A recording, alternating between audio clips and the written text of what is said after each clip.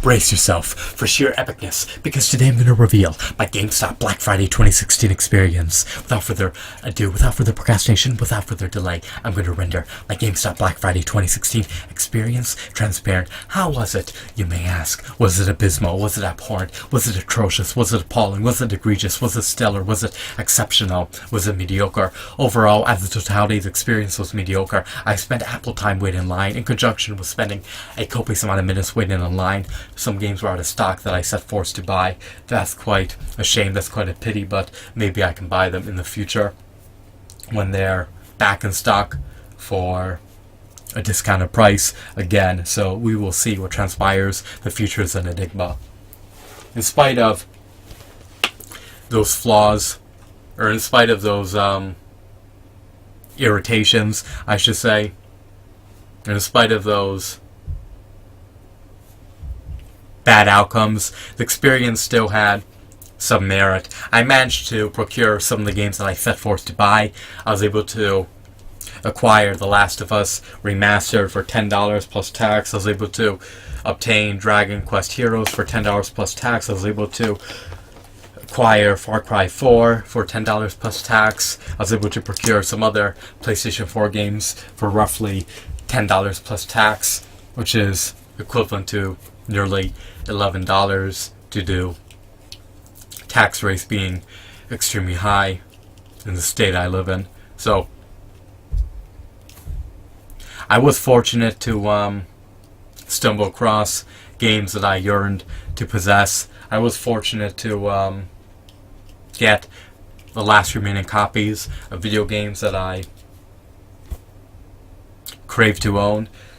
I managed to buy comfortable games, even though I waited in line for a while, even though I had to drive quite a distance to get there, even though some of the games were missing their cases, even though some of the new games are really used, open games, it was still a worthwhile experience.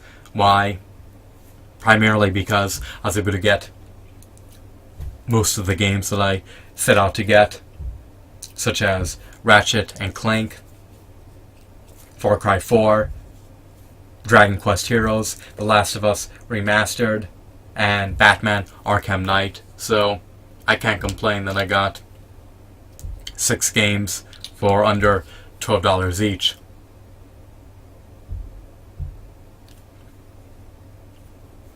The customer service clerks, I should say, or the customer service representatives, were cordial, they were amicable, they were friendly, they were helpful. So the experience was mediocre. I think it could have been enhanced if they had more cashiers. I think it could have been augmented if they had more video games in stock. I think it could have been further embellished if their new games were actually new and not opened used games. So it is what it is. So overall, as a totality, I'd rate the experience to be a 6 out of 10. I'm deducting points because the new games are opened, because GameStop is missing the innate default cases that correspond with their games, and because you have to wait ample time in line to procure the games you seek to possess. Also, I'm deducting points due to GameStop not having the levels of inventory needed to keep up with Black Friday demand. It's a real shame and pity that I couldn't procure Mad Max. It's quite a pity that I couldn't buy the Order 1866 used as part of the buy 3 games for $20 promotion. So it is what it is. So overall, I rate my experience to be 6 out of 10. That's my GameStop Black Friday 2016 experience. I hope that they have more inventory in the subsequent years. I hope that they have more cashiers in the subsequent years.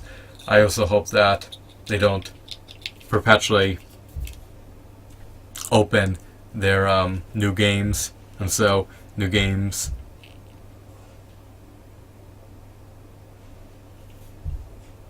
that are used or sell used games as new.